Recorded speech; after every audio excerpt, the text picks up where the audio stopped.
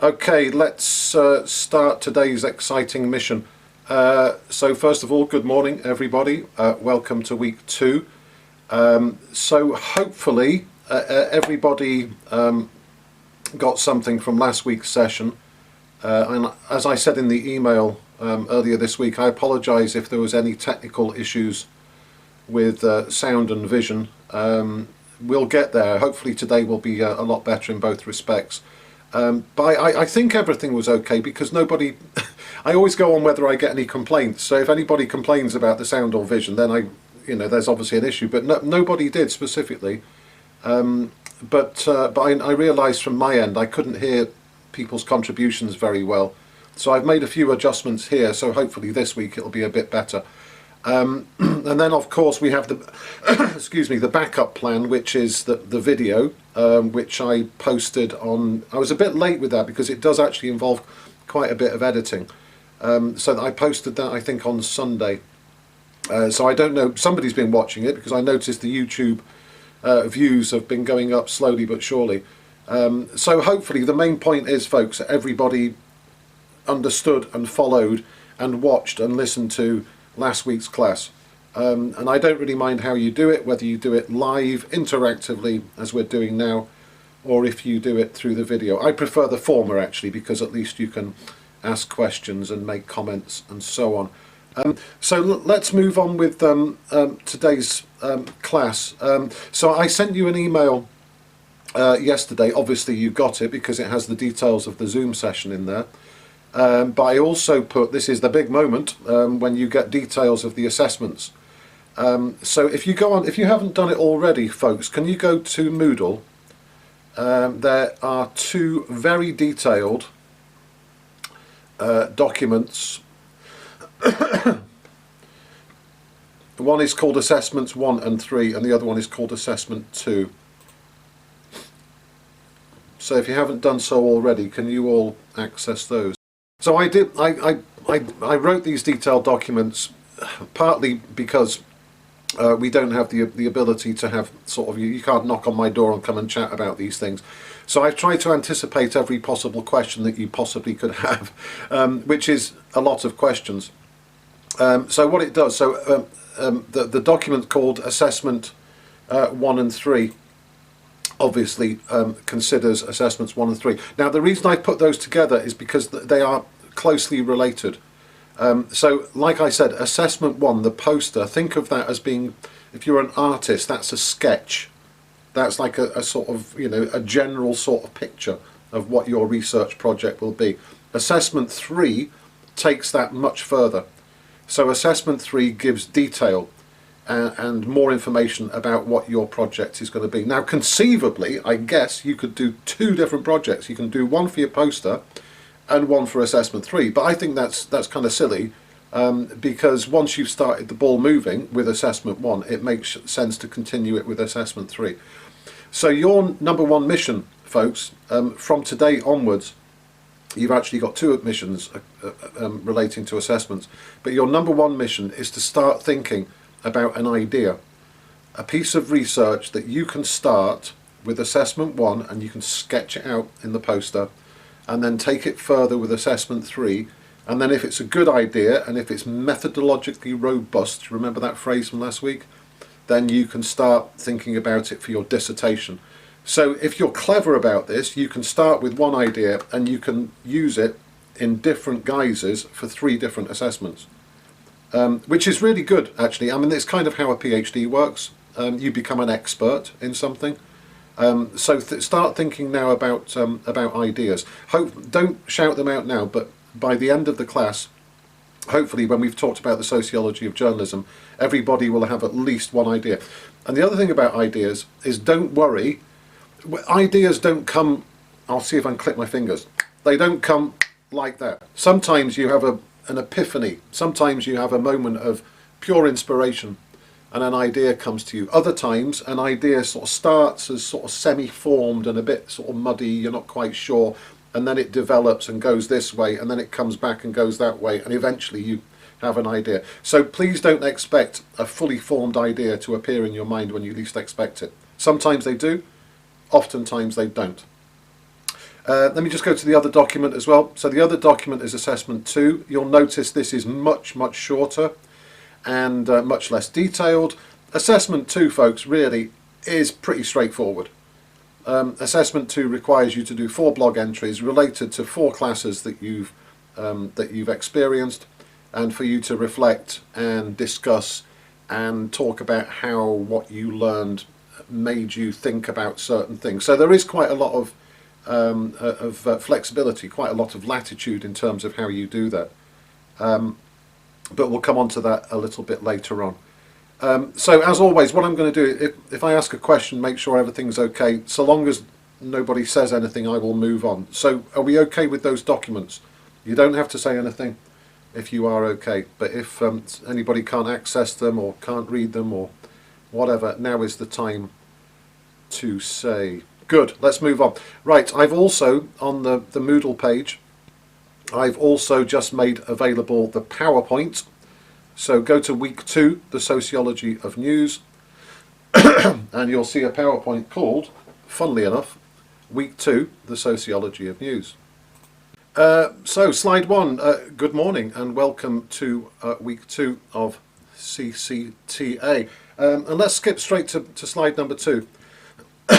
So here we are in week 2. You'll notice next week, and in fact for the next 3 weeks, weeks 3, 4 and 5, you will have Dr. Chris Roberts. Now watch out for an email from Chris between now and next Friday, because Chris will tell you how he's going to do the class. And as I said in week 1, I think I said in week 1, every teacher does it slightly differently. So I do it on Zoom and then I make a video to accompany the live class. Chris, I'm not sure, I think he might do it on Blackboard Collaborate. Because it works better for him. But just watch out for an email from Chris, and he will inform you of how he's going to do it. So he's going to talk about the public sphere next week, and then Introduction to Cultural Studies the week after, and then How and What We Watch, which is basically about television and online, online streaming services and so on. And then I'm back in week 6. When I'll be giving you a case study on the BBC. So let's not worry too much about the future. Just be aware that Chris is going to be on duty next week, and then the week after, and then the week after. I'll still be around, so you can still contact me. You can still request tutorial time if you need it.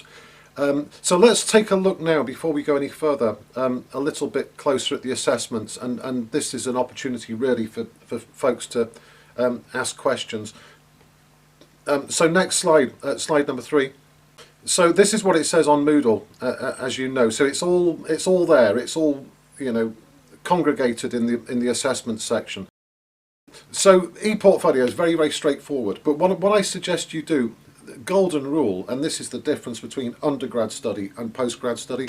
Undergrads always, typically, like I did when I was an undergrad, you leave it until the last minute, right? So undergrads would do this mission. The deadline's the 18th of December. They'll probably do it on the 16th or the 17th. I really recommend that you don't do that, because the brief asks you, one reason is the brief asks you to reflect on 4 of the sessions, the taught sessions. So you might want to reflect on today's session. So I would suggest that you write that entry, that 250 words, over the weekend or later on today or next Monday, when it's still fresh in your mind. Don't sort of wait until December and then go back to the PowerPoint and try and remember what we spoke about and then do it. So you're all mature, intelligent people, so you can do it your own way, but I strongly recommend that you do it the way that I just suggested. So that's slide 3. Let's move on to slide 4. And let's just talk for a few minutes, because I'm anticipating here that the biggest questions are probably going to be about the poster, because if you're anything like last year's class, nobody had done a poster before. So here's an example. So this is a real example from last year. So just have a quick read of it. Don't read it in detail, because it's quite a lot of words. I think it's about 600 words. But look at how the student has given it a title. So she's done a title and then a colon and then a more descriptive section, the representation of Turkish and Kurdish conflict in the British news.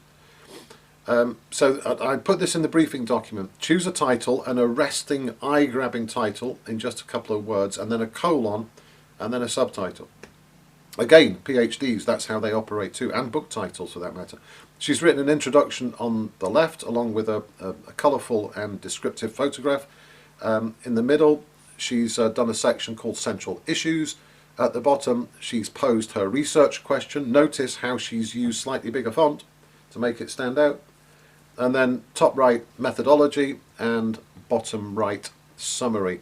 But I'll just shut up for a minute and just look at the words and how she's done it.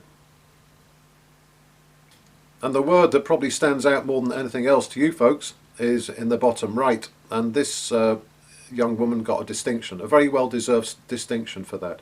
But notice how the language that she uses. Notice that she's used references, Harvard referencing.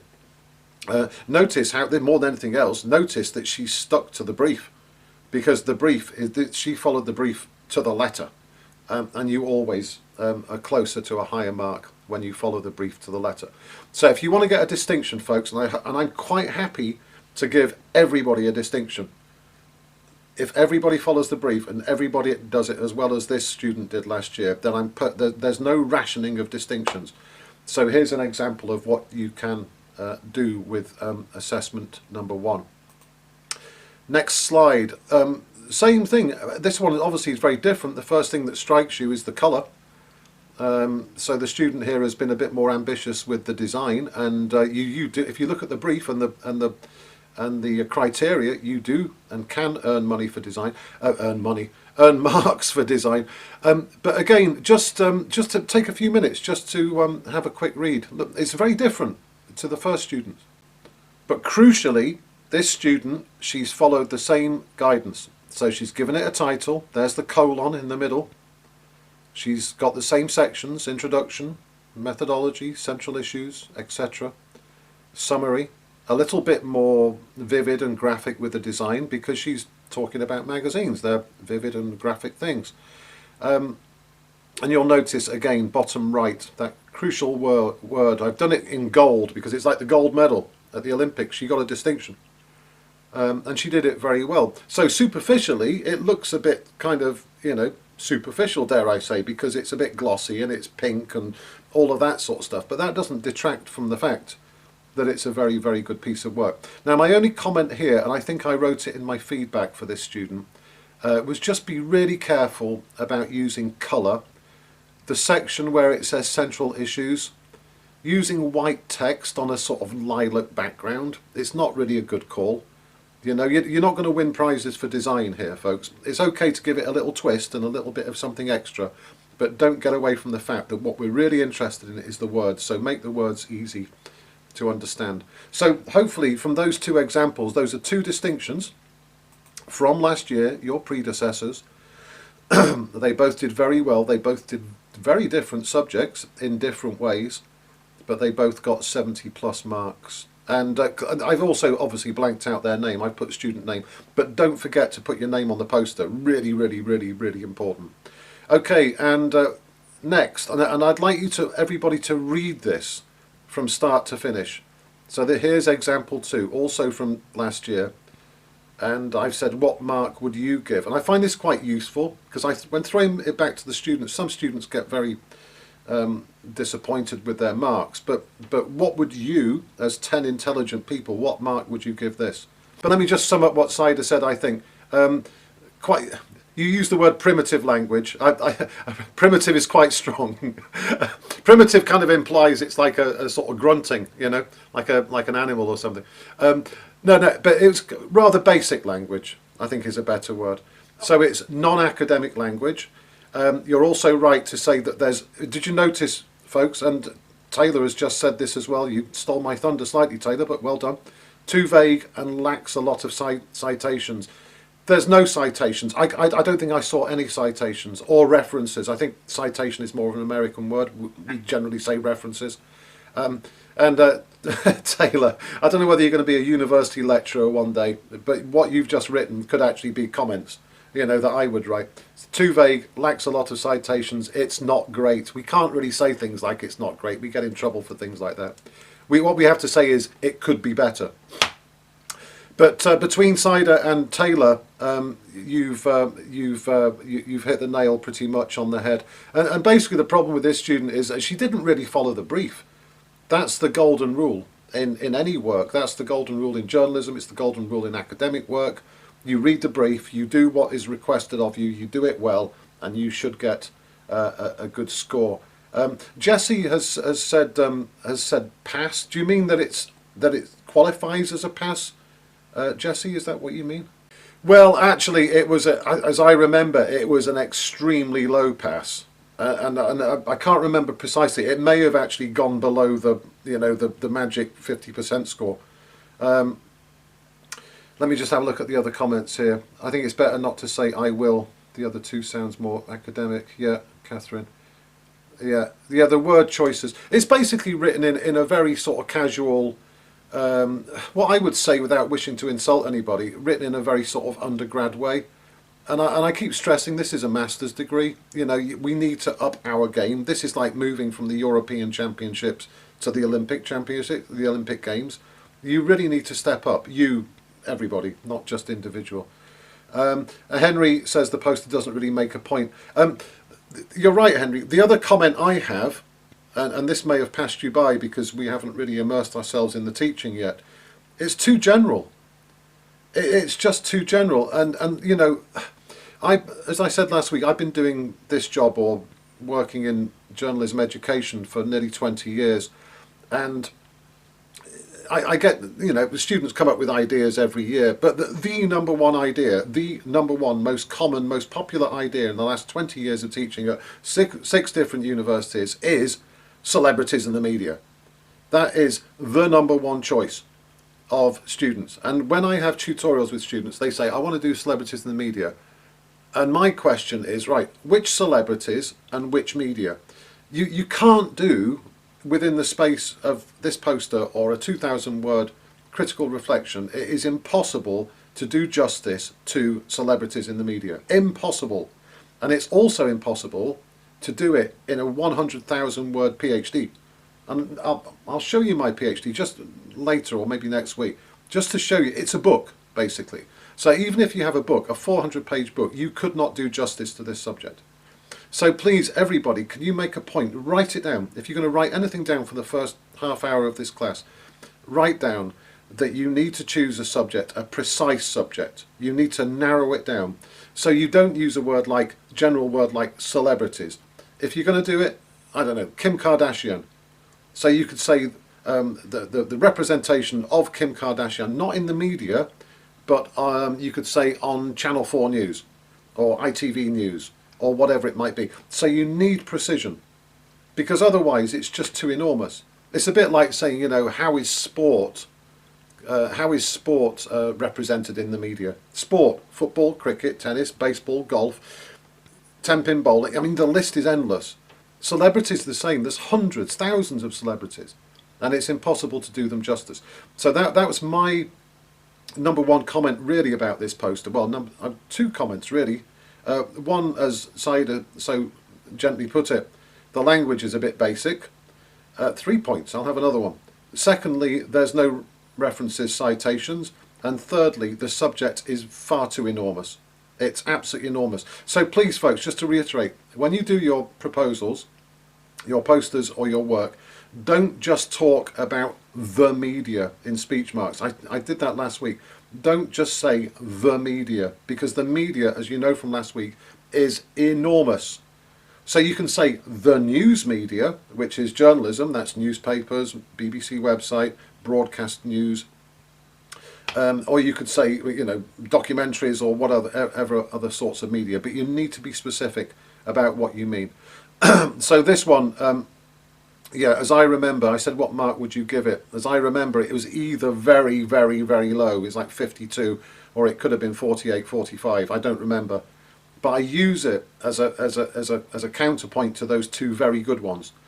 So everybody knows now, you all have access to a couple of examples that you can use to inspire you, but also you can use this one to remind you what you shouldn't do. So any more points, questions about this before we move on?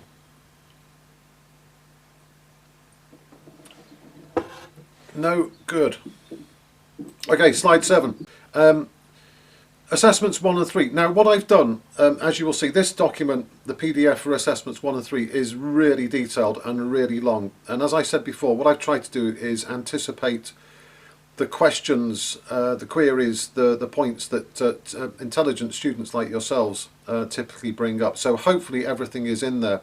A couple more things to say.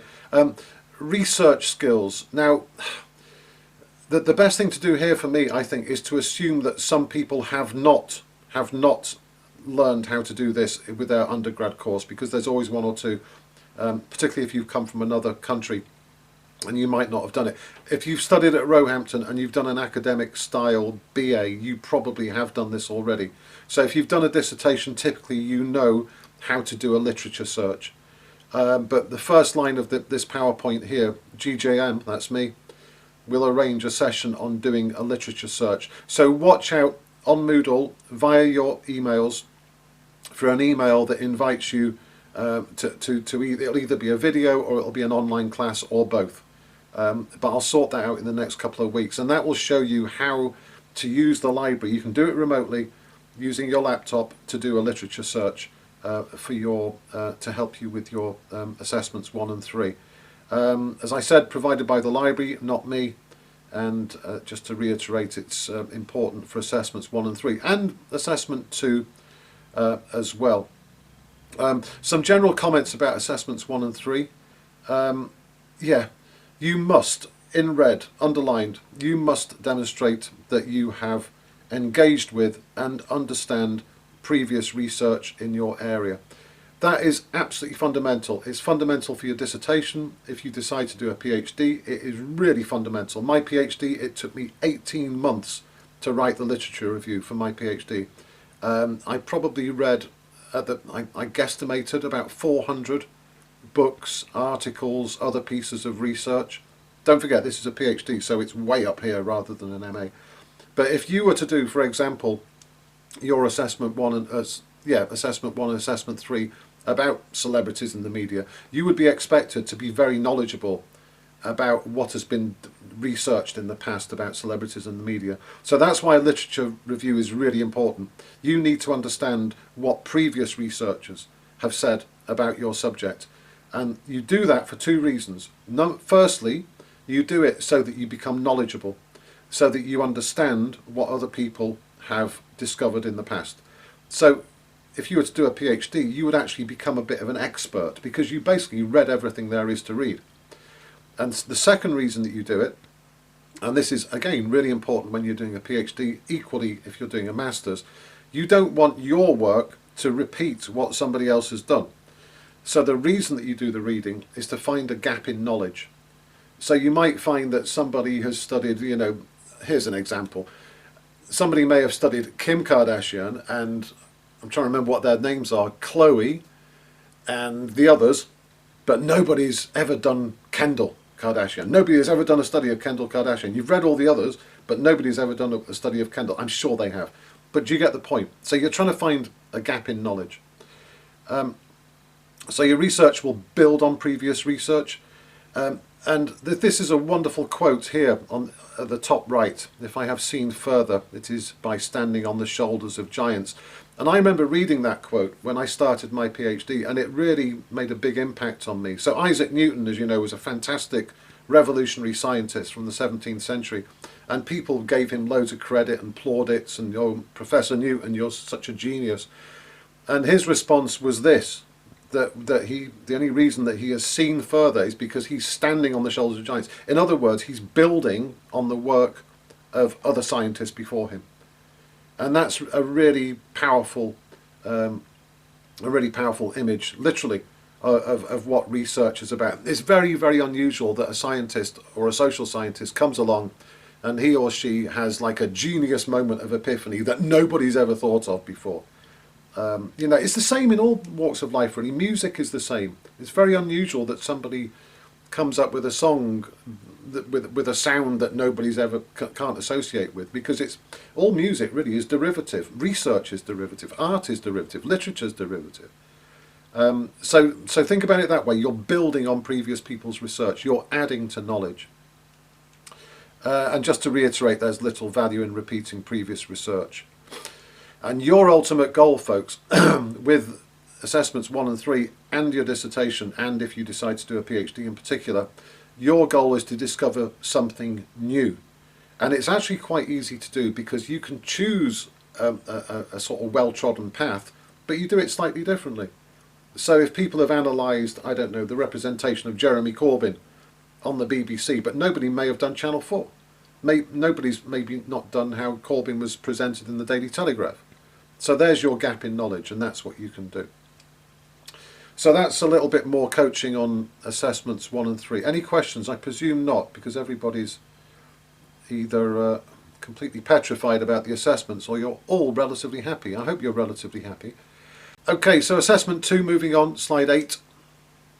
As I said, watch out for a video about... Oh, I didn't say. No, I had an email exchange with Steph. Steph is very good, by the way. If you have any questions about any of the Moodle access, your blog, ePortfolio, Steph is the woman to go to. She's the master of all knowledge here.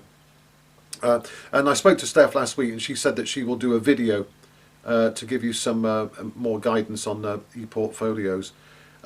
So in terms of what to write about, you do have quite a lot of latitude here. But if you get really stuck, think about these 2 points. How does the week's major idea or theme, so we're talking today about sociology of news, so how does the sociology of news focus on media and culture? So you can talk about it in kind of general terms, but it's important to give it some detail. So for me, a really good ePortfolio entry would be, we did the class on the sociology of news, and the teacher was talking about whatever it might be, and I went, wow, that's amazing, I never thought about that before, and it completely changed the way that I thought about journalism for these reasons, and then tie it in with some academic work that you've read as well, as Schudson says, or as Jorgensen says. And to do that in 250 words is actually quite tricky. But that's the sort of thing that I'm looking for. I want you to reflect on the class, and if possible, have an epiphany, big word, but have a big realization. Your life changed when you heard Dr. Roberts talking about this or that, public sphere.